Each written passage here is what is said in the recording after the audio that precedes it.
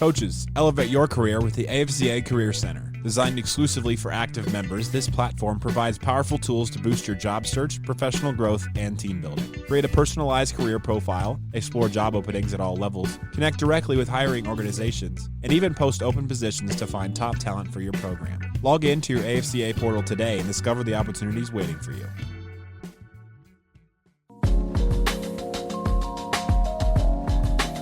Welcome to this week's episode of Inside the Headset presented by CoachComm. This week, we are featuring Mizzouri Head Coach Eli Drinkwitz's General Session Talk from the 2024 AFCA Convention. In this talk, Coach Drinkwitz discusses various drills and circuits that he has used to find success throughout his career. But first, a word from CoachComm.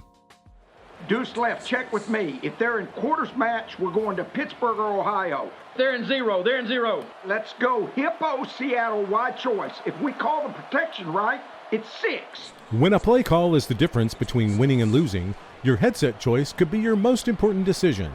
When the call counts, CoachComm is the only choice for clear, dependable communication. Visit CoachComm.com for more info. We got it, guys. Good job. Now, let's get inside the headset with Coach Drinkwitz.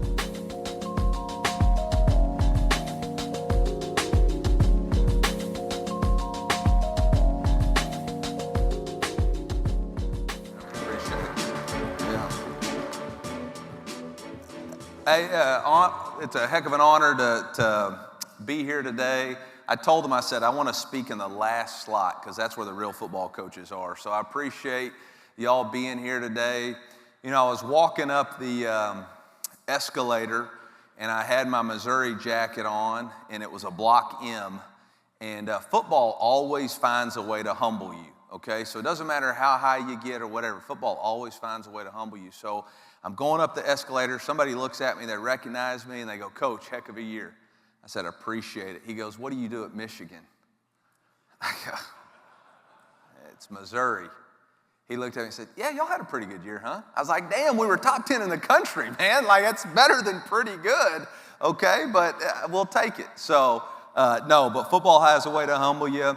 You know, for me personally, it was a heck of a season. Not for me. I mean, I enjoyed my teammates, but for our staff, you know, and our players. That Regional Coach of the Year award means a lot because when I look at it, I'm not going to think about me. I'm not going to think about that at all. I'm going to think about the staff and the players that we had and the amount of fun and the journey that we went on for 12 months in order to achieve what we did. Today, I want to talk to y'all a little bit, not about philosophy, okay? I was 13 years ago, 2010, or 2005, which is a little bit longer than that, I was the head 7th grade coach at Alma Middle School. I played for a legendary high school football coach, Frank Vines. He gave me my first job. And the first clinic that I ever went to was Tunica, Nike Coach of the Year clinic. And I was going to gamble. Man, I had $100 and I was going to get it in at the blackjack table, okay? And he had 2 rules. If you go to a clinic, you had to come back with a new drill and a new play, and then you had to present it to the staff. So from that point on, anytime I speak at a clinic, I have to make sure that I do what Coach, if he was sitting in this room, he would get something from it. So today I want to talk to y'all a little bit about practice execution equals game day reality, okay? And what does that mean to us? That means that everything we do at our practice, we want to make sure shows up on film, okay? And okay, good. It's going to show up on film. And the way we do that for me as the head coach, I'm not the offensive coordinator anymore or defensive coordinator, which I'm looking for one of those if anybody's got any names. But I'm the head coach, so I'm constantly looking on how can we improve the techniques and fundamentals of our team and how can we do it more efficiently, okay? How can we do it better than we've ever done it before? One of the ways we do it is a 5-minute special team circuit that we do every single day, whether we're in pads or in helmets. During the spring and fall camp, we do this circuit. Now, during the season, we do this on Tuesdays. Now, the first thing that you'll say to me if you're at a college is, okay, no problem, we've got managers. If you're a high school coach or a junior high coach, you're going to say, "Coach, I don't have enough people to do this." I was a high school coach and a junior high coach. If you have 4 coaches, you can pull off a circuit. And the benefit of a circuit is this. You get 6 different drills in 5 minutes. Okay, 6 different drills in 5 minutes. And for me, I think that is a repetitive thing that you guys can get good at. but it creates enough diversity that you're not constantly working one drill for 12 reps. You're getting good at something. Now, the other reason that we do this, and everybody but our offensive linemen and quarterbacks do this, is because it helps our offensive players get defensive drills that they're going to need on special teams, specifically tackling and working on shocking and shedding blocks, okay? So at the top, you'll see we call it the Bolton drill. That's a fumble recovery drill. To the right of that, we have a block drill, okay, where we work on blocks. We have a fair catch drill. Sorry, at the bottom of the screen, we have a Bolton drill. We have a one-man tackling drill. We have a block destruction drill, and then we have a rabbit train tackling drill, okay? So what we do is we divide it up by position. Each position goes to one of the 6 drills, and then they rotate 1 rep at a time. So I actually have this on here so you can see, like, this guy up front is going to get this rabbit chase the near hip, okay? But you can look around and see, once you get this, you just keep rotating in a circle so that everybody's involved. So right here, this is what we consider a profile tackle. We have 2 types of tackles. We have a profile. That way, if you see the ball carrier in his profile, run through it. If you square him up, that turns into a frontal, and now we want to be into a leverage position. So we're chasing the near hip right here. Once he slows down and squares up, then we want to get into a frontal position. And once he turns back into a profile, we want to track the near hip, and then we want to tag off on that near hip. So that's our chase the rabbit drill right here, okay? And you can see, if you're the rabbit, you go back to play defense. Once you run through it, then you go to the block circuit, okay? Again, we do these drills. Practice execution equals game day reality. The reason why we do it is because it shows up on tape. So I want you to have your eyes on the, I've got a reverse view, to the field right here. You're going to see the ball gets out to the right, and there's a safety right here, okay? We're in a frontal position. He now runs. Now we're in a rabbit, chase the near hip profile position. All right? So, square up profile. Now he's in a rabbit. Now we want to chase the near hip, get the ball down. Okay? All right, this is Central Michigan 2 years ago. They're going to run a reverse. Look to the boundary. You got the boundary corner here. Okay? Now he's not going to come off the play, but that gets your eyes in the right spot on the 30. Okay, the ball carrier is circling. The guy who has him man-to-man, look, you can see he's in a profile, squares up, now he's in a frontal, now he makes the tackle. Exactly the drill that we're repping. So this is a great drill to practice our tackling angles. Here's the special teams into half. Same thing. We're in a profile position, run, he squares up, now I get to a profile, make the tackle, okay? Next drill is a hoop block drill. Coach Beamer used to talk about all the time that there's only a couple guys on your teams that can really block kicks, and I certainly believe him, but I don't know that unless I give these guys all the opportunities to do it. So right here, we work really being tight to the hoop, all right, getting skinny, and then we say see it through the V. So we try to create a V with our hand, and we want to be low and late, and we want to see the ball through our V, all right, through the V of the hand, all right? Now, if we are ball to the kick side, we want to be one hand. If the ball is across and we're coming through, then we're going to take it off the kicker's foot with 2 hands. So here it is, get skinny. Okay, here it is coming across right here. If we come across, we're going to go 2 hands, low and late. Okay, low and late, see it through the V. All right, and what low and late means is exactly that. We want to have hands low, and we want to be as late as we can to it. So this was not actually a block call. Okay, you can see the back guy get skinny, just like we're doing on the hoop, get skinny, okay? And now he's low and late, just one hand, okay? This is not a called block attempt. This is just a rush. He gets through there, and now that shows up, practice execution turned into a game day reality for the young man, okay? Here it is this year, okay? Again, the hoop for us is just like this shield. We want to be as tight as we can to it. Tight as we can to it. You can see the guy coming off the left side right there, and now he's going to extend his hands and block the kick. Okay, here's one from a couple years ago. Same thing. Coming as tight as he can. Come as tight as he can to the shield. Boom. And then put 2 hands low and late. Take it off the kicker's foot. Okay. Now, it goes into fair catch drill, but I want to make a point to you here. Okay, the ball goes up and you can barely see it, but the guy who recovers the ball is in a fair catch position, okay, that catches the ball out of the air. And it'll make sense to you when I show you that every one of our players, every day in fall camp and every day in the spring, get one fair catch, okay? And we want those elbow tight, we want those fingers, pinkies together, and we want to see that ball cross our eyes into our elbows, okay, into our chest. All right, again, fair catch, do it. Coach, why do you do that? One, guys don't play catch enough, all right? They play football, but they don't play catch with a ball. And two, you never know when you're gonna get a fair catch opportunity. So this is a bowl game. All of a sudden, they decide that they're gonna kick a fair catch. Our tight end understands the exact principles, gets underneath it, executes it, okay? This year, I think we were playing South Dakota. They open up the game with a ball to the 30, okay? Our guys had no idea. We were expecting a deep kick. Now it just goes into practice execution equals game day reality. You've practiced it 100 times, okay? We renamed this drill to the Nick Bolton drill. Everything we do in coaching at college level is recruiting, and we're always selling that we developed Nick Bolton into an NFL player.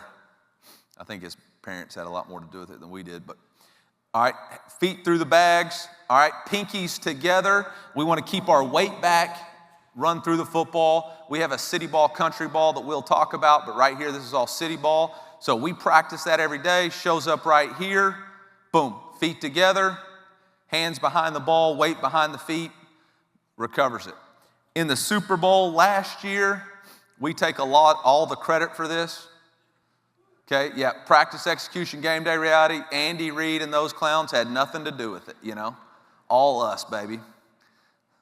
So, but no, really proud of Nick. I will tell you this, that Nick, what makes Nick special is that every practice he was at his best. And again, right here, so practice, execution, game day reality. And I'll tell you this, when you show your players this tape, and you can put in there, hey, if you practice, it'll show up in a game, and you're ready for that moment. You're ready for the opportunity. Now, this is Jaden Jernigan. Again, this is our D tackle.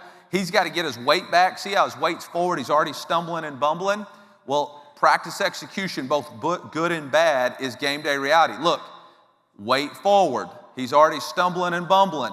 Okay, now, he's a great athlete, so he's able to recover. But it worked. We as coaches should have done a better job watching that and saying, no, you got to get your pinkies together. You got to get your weight behind the ball so that you can come up and make sure that you have ball security. Okay, one-man tackling drill. This is a frontal tackle.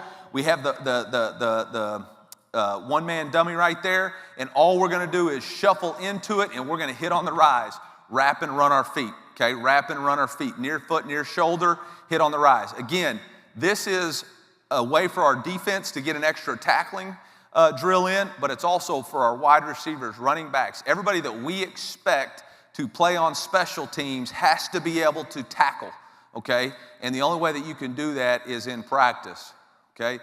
Now, you're probably asking me, Coach, why do you have guys without numbers, okay? So at this day and age of college football, you have to create ways for people to earn what they get. So no matter if you come into our program as a fifth-year senior or a true freshman, you have a number, but you don't get a number on your jersey until your teammates and your position coach vote that you've done enough for the brotherhood to earn a number, okay? And so this is fall camp, practice 1, or it could have been spring drills, practice 1, but we got several players without a number on until they've demonstrated enough commitment to our team, hustle, work ethic, practice habits that they're undenied by their teammates and their coach that says, hey, we need to give Marquise Graciela his number, coach. He's earned it. He's sacrificed enough for our brotherhood. Okay, here's a look at one-man tackle, punt right here. Here he is. We're in a frontal position. Boom. Eyes up, hit on the rise, wrap and run your feet. Okay, here it is against Florida.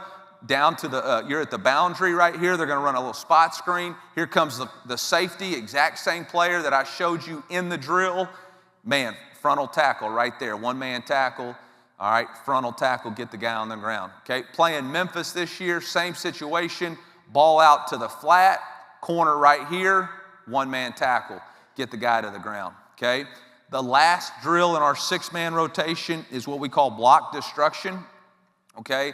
We believe that hands inside wins, okay? We believe that elbows together, thumbs up, and hands inside the defender, just like an old Western, okay? If you're drawing guns against a Western, man, the guy who got his gun inside first is going to win. Same thing for us. We want our elbows together, hands inside. Whether you're an offense or defensive player, hands inside, hitting on the rise, shocking and shedding is going to win. So right here, that's exactly what we're doing, all right? We are shock, shed, run our feet, and then we're going to shed the blocker and track the near hip of the ball carrier, okay? Track the near hip of the ball carrier, okay? Now, this is what the head coach does. Now, you can see me right here. He's just shooting the shit while everybody else coaches. That's Regional 2 Coach of the Year stuff right there, guys, okay? That's what that is. All right, now, I will say this. We didn't think we were forcing enough takeaways, so the two major stats to winning and losing games for the Missouri Tigers is ball security, all right, takeaways and turnovers, and explosive plays. Well, we track all of our attempts on the ball, and we weren't creating enough attempts on the football. And so again, practice execution equals game day reality. So we took this same drill, and now we added ball carrier to it. So we're gonna, boom, hit on the rise, hands inside, ball carrier's gonna release, and now we're gonna have the ball carrier with a ball, and we're gonna create another attempt on the ball, okay? Now we have a saying that says ball two, all right, hammer down, ball through, punch through, okay? So if the ball's away, we're gonna punch through. If the ball's to us, we're going to get a hammer down to it. And we're going to alternate the directions. If this guy's releasing this way, rabbit drill should be going the other way, okay? So we're trying to track both angles. So there is some coordination to it. We want to secure the tackle and get a strike on the ball. Secure the tackle and get a strike on the ball. So here it is again. Boom. Shock, shed, ball to you. Let's hammer down and let's get the ball out, okay? Where does this show up? Here's a kickoff cover drill. Again, my fault, I could have done a better job here, but right here, we've got a shock, boom, shed, get to the football. It shows up right here on this outside guy too. Boom, shock, shed, get to the football, hands inside wins, okay? This is gonna be pretty easy. This one right here is our shade technique right here, but you can see it. This is a great example of just getting hands inside, boom, hands inside, extend, shed the blocker, get to the quarterback, okay? And then the last one is if we're in helmets, we'll do track the near hip, or at rabbit drill. And if we're in shoulder pads, then we'll do donut tackle. So we actually create the tackling through the back hip on a profile drill, okay? So here that is right there, boom, wrap and run, okay? So again, opportunity here. Again, I'll point over to this side. This is gonna be this player getting into a profile position. If he's in a profile position, you never stop your feet. You run through that near hip and make the tackle, okay? Here it is again, ball out to the flat, profile position. Okay, here it is, profile position. It looks just like a donut tackle, all right? Just imagine that was a donut and he's there, okay? So we do those drills. Again, practice execution, game day reality. I show this exact cut up to my team. Hey guys, this is the why we do these drills. Okay, this is the why we do these drills. I believe it increases our fundamental and soundness or technique soundness of our team, and I think it's an effective way to improve every single day, okay? If you have any questions about that, you know, obviously I'll be back, or I'll be in the back after this. The next thing we do as part of our drill circuit that I believe helps us improve is we have team drills, okay?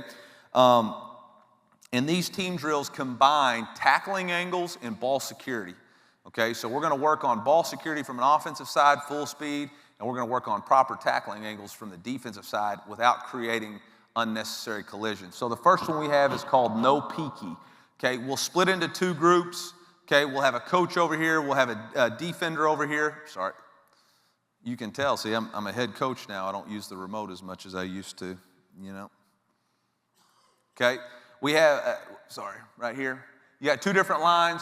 You got a quarterback throwing to a wide receiver. You have two defenders up. The coach on the backside is going to tell which one of these defenders is up. His job is to dictate leverage.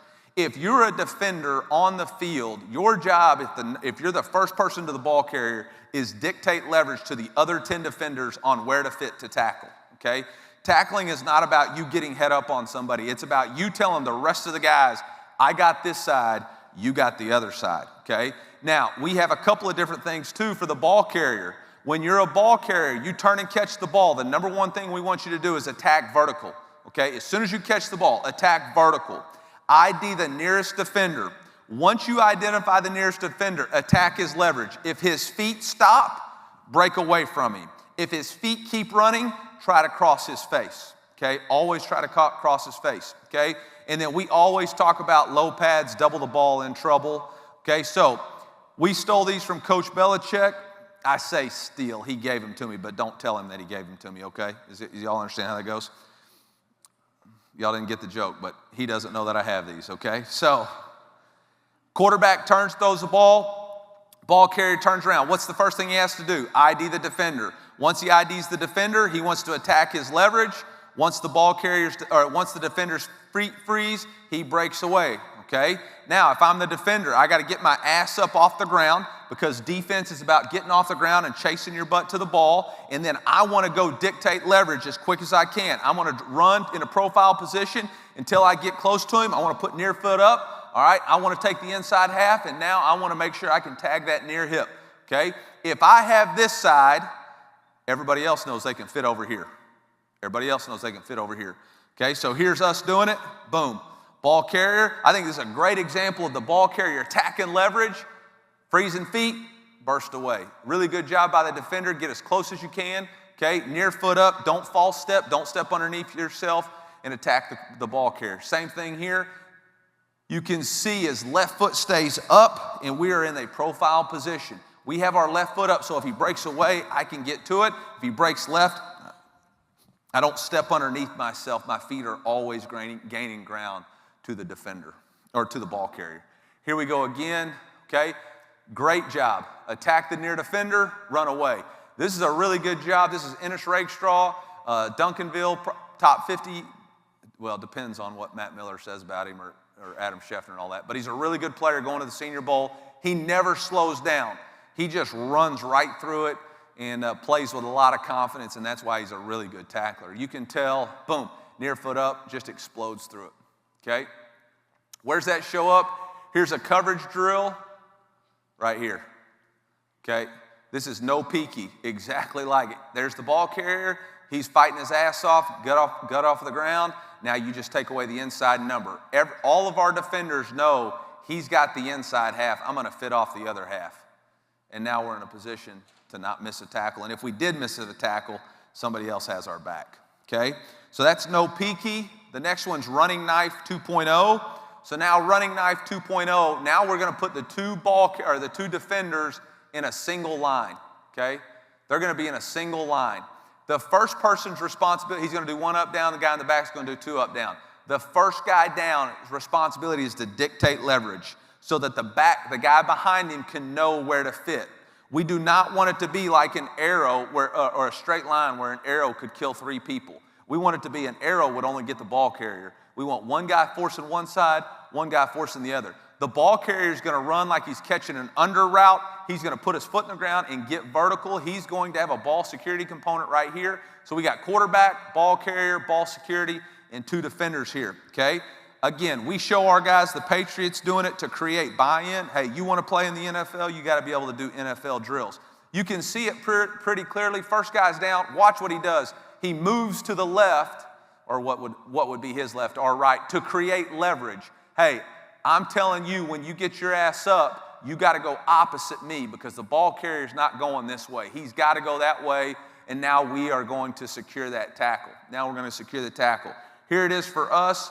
Ball carrier through, does a great job getting off the ground. He's in a frontal position, as many baby steps as you can, near foot lead. Second guy coming off the ground, he's fitting off of it right there as fast as he can in a great tackling position. Okay, you can see it a little bit more clearly from the back angle, and this is what I'm looking for. Making sure that we don't have we can't see 3 people in one line. Here's the vets, or here's the pros doing it. Okay, first guy through, he's down. Sets it. Second guy, he's playing off of him, and now we've got a 2-on-1 tackle right there. Okay, now we've got a 2-on-1 tackle right there. And it's really clear you can see they're intentional about creating the disperse lanes, all right, from the tackle position right there. Where does it show up? Here's a pretty good example, okay? Here's a pretty good example of this defender making sure he dictates leverage, fitting on the outside, and now the rest of his teammates know I can fit this thing inside out. So great job downhill. Now these two guys are fitting outside, okay? Trail drill, this is one of those things that we learned. One of the best ways to force a turnover or a takeaway is from the trail position. All right, so it's easier. We've got all these diagrams, but I think it's easier just to show you. So we're going to throw the ball carrier the ball.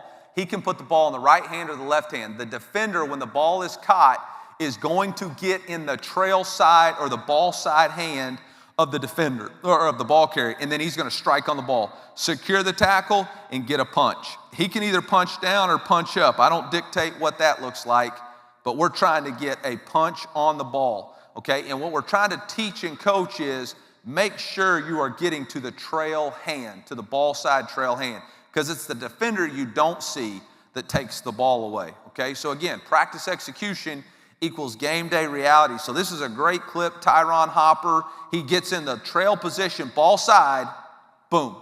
He never saw it coming, right? Georgia, running back, running for his life. He thinks he breaks clear, and now we're in that ball position, ball side position, trail position. We get a strike on the ball, force a takeaway. Okay, here it is again. You can actually, this is really good because you see the intentionality of the defensive end. So our defensive end is chasing him, but you look, he intentionally gets to the trail side hand right there. He sees the ball, and now he's making a strike attempt on the ball. Now, we don't end up recovering this, okay?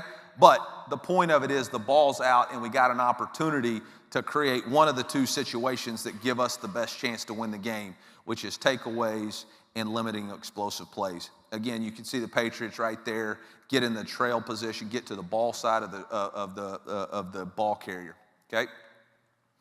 All right, next one's bubble sideline, okay? This is a great open field tackling one, and we actually do this full pads live. We will say, hey guys, we're tackling today, go bubble drill, make it full pads live. Obviously, we don't do it all the time. Same thing, he's throwing a bubble, he's getting up off the ground, and now we're working an inside-out tackle. This is a really good one for you to be able to see, does my ball carrier have the juice to attack the leverage of the ball carrier, get him to stop his feet and break away, or can he break across, okay? Then last year, our tackling study, we actually missed more tackles on this inside-out, where the defender who's coming from the inside is overrunning it because he's going too high and the guy's cutting back in front of him. So now we've started this drill, okay, where we do an up-down and we're getting to the near hip. Now he can cut back across or he can go away. And we've had to mess with that drill quite a bit to get it right, okay, but here's exactly what we're talking about. This is it right here. You see our linebacker, okay, now he is in an inside-out position. We want to be on the near hip. We don't want to overrun it because all his defenders think they should go high so the ball carrier can't cut back across from him, so he's got to dictate the leverage right there. Our last one right here, I think it's our last one, is bubble traffic, okay, bubble traffic. So it's the same sort of drill, but man, how many times is it just truly one-on-one out there? There's usually some sort of component of something you have to beat. All right, let me see. I may have walked too far and caused my, yeah, there we go. Uh-oh. There we go. Okay, so we put the three dummies in front. That's like the guy's blocking in front of it, and now you have to still track the ball carrier. And he can come back outside or he can come back inside, okay? And again, we do these drills because we see it show up on tape. So right here, I want you to see the safety on the hash. This is bubble traffic, right? He's got the traffic, he's got the defender, ball carrier's trying to get lost in it. He still has to track the ball carrier and can't get caught up in the traffic right there. Can't get caught up in the traffic right there. Okay, these are two drills that we do to start every season and start every spring. These are fumble recovery and ball security. So right here, this is ball security. We teach every player on our team how to properly hold the football. All right, we believe wrist above the elbow. We believe in the eagle claw, all right? And then we say elbow tight, no air. We say double in trouble, okay? We say elbow tight, no air, double in trouble, all right? And we're trying to get multiple strikes on the ball so that everybody in our brotherhood can take care of the football. You know, they call it football for a reason, right? Because that's the most important thing that we have. And so if you have the ability to take care of the football or protect the football, it's everybody in the organization or brotherhood's responsibility. The second thing we do is fumble recovery. And again, I try to utilize as much Patriots drill or tape as I can to create buy-in. I tell people if the GOAT is doing fumble recovery drill, I'm pretty sure your ass can do fumble recovery drill too. Okay, so if Tom Brady in his however many year is out there recovering a fumble like it's the Super Bowl, I'm pretty sure all of our players can do the same thing. So we roll the ball out there. We want to slide around the football. We never want to jump on top of a ball. We want to slide our body around the ball, and then we want to cradle it like a baby, pull it tight like a baby, and wrap our entire body around the ball. Okay, so you'll be surprised at how unathletic you guys are, but this guy right here on the 5-yard line, this is exactly what we're talking about. Slide around the football, all right? And then once you get it, the only thing we would tell him different is pull your knees to the football, okay? Pull your knees to the football. What we don't want to do is we don't want to dive on the ball. So you can see our guys are intentionally trying to slide around the football, okay? Slide their body around the ball, all right? Here's a good example. Ball's out. You can see Chuck almost do exactly what we talk about as far as sliding around the ball. All right, but you can see him pull it tight to his chest and wrap his knees. You see how he pulled his knees and his elbows together, okay? All right, so I gave you some drills. Last thing I got 4 minutes left. I'm going to give you a play that'll score a touchdown, and then we're going to call it good, okay? So this will drive Kirby crazy, and it'll drive Bush Hamden crazy, and it'll drive anybody that's ever coached at Boise State crazy, because I'm going to teach you the number one play of the Boise State offense. It's called Ram Pass, okay? And what we're trying to do is we're going to try to create motion, or we're going to try to create shift and motion and confusion. So we're going to shift the two tight ends. We're going to motion the Z over. The reason why we motion the Z over is because we're going to be at normally far from the line of scrimmage, and the motion will hide that from the corner. If you're normally in a double pass and the wide receiver's at 4 yards deep, I know defensive coaches, a lot of them have CTE, but they don't have that bad a CTE, okay? So, but if you motion to it, you got a better chance to hide the depth, all right? So as soon as that happens, the offensive line is going to run inside zone to the right. The tailback is going to fake like it's a sweep to the right to try to pull the linebacker's eyes. The H is going to go block the first defender that comes to him. So he's the personal protector, and then the Y is going to sneak behind everybody else, okay? The quarterback's going to catch, punch out, throw a backwards pass to the wide receiver. Wide receiver, the most important thing to do is catch the ball first, and then the second thing you do is deliver a strike point football to the tight end running wide ass open down the middle or down the sideline, okay? Doesn't matter if you're at Missouri or you're at NC State, same play, same result, okay? We like to do it out of 12 personnel because you tend to get bad eyes if they're going to match your people. Obviously, you got the shift, you got the motion, you got corners, you got safeties. Everybody's trying to figure out what's going on. You got an opportunity to lose them, okay? We've also done it at App State. We did it out of 11 personnel set, shifted the tight end over, threw it into the boundary, same sort of process here, all right? So, and then my last stop as a play caller was at Boise State. And so it's been an effective play at every location. So Boise, App, and Mizzou, okay, NC State. Last thing I want to say, one, it's an honor and privilege to be in front of you, okay? You do a job every single day that's needed and we need in this country. You influence the lives of young men. Never forget that that's what this is about. The wins and losses are going to come a dime a dozen, okay? Last year after the bowl game, we were 6-7. I was watching Yellowstone, all right, because I was lost in my life, to be honest. I didn't know what I was doing anymore. There's a scene in Yellowstone where Jimmy's riding down to the 4-6's ranch, okay? And he asks him, why you do it? And he's asking Jimmy, why do you rodeo? And he's like, man, I love the crowd, I love the lights, I love all this. And the guy says, man,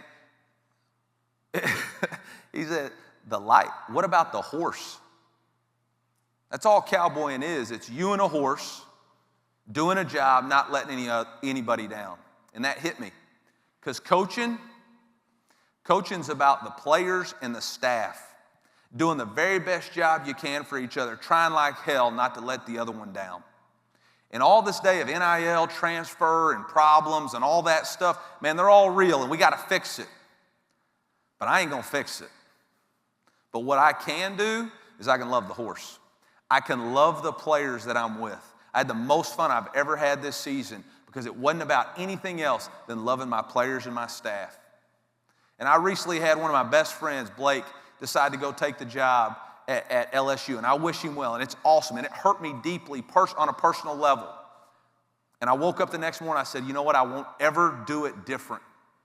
I love that. Like, I love him, he's a brother to me, and I wish him and his family well, and I'll go find another one. And when that defensive coordinator comes in, I'm going to love him the same, because that's what it's about. That's the only way we can change people's lives, and that's why you got into coaching.